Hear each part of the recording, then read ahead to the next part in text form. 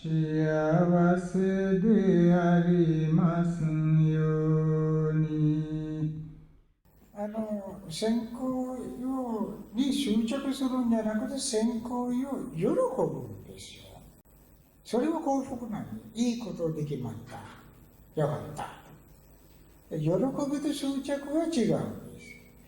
仏教は喜びを推進する。喜びの反対はね、もう何て言ったっけ、悲しみでしょ。悲しみは悪でしょ。怒りの結果。だから善行為すると、わずかな善行為でもね、喜びが生まれるんです。で、例えば、ゴートメそうじゃないで正直をかける。終わったよかった。綺麗になっちゃった。それで、喜びを感じてください。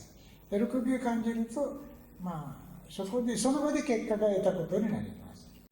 そこで、欲を抑えたか、例えば、勉強が終わったら、時間がある方々は、後片付け手伝ってくださいって言おう。そこで自分には本当に時間がないんです。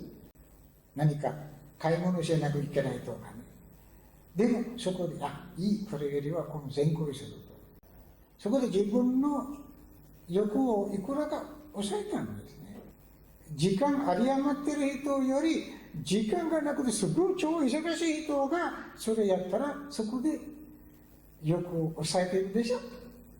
そこで大体このの条件によりますからね。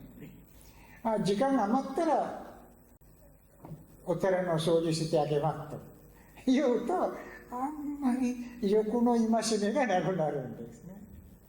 時間あるかないかではなく、もう福祉活動だからやりますと。例えば地震で人々が困っている時は、同時に雨も降っている。雨が降ってないんだったらボランティアできるのにと。雨が上がって晴れたら行ってボランティアする。雨が降ると帰る。っていうのよりは、雨が降ろうが、寝るところあろうかなかろうか関係なくボランティアする人がかなり自己愛を捨てているんですね。そういうふうにチェックしてみてください。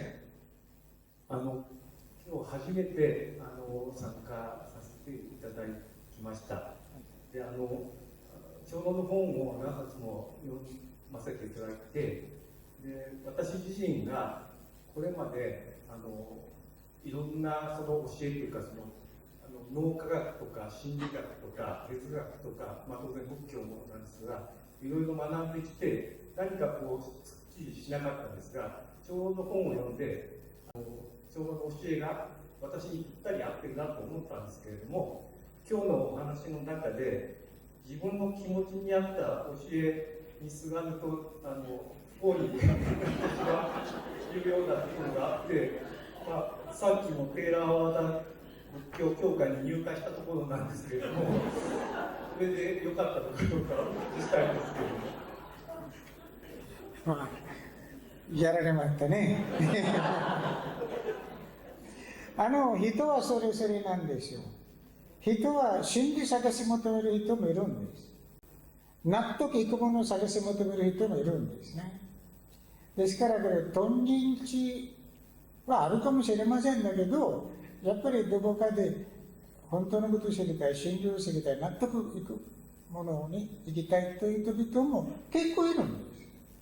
だから、それで気持ちをぴったし合う可能性ありますよ。で、それ問題ないんです。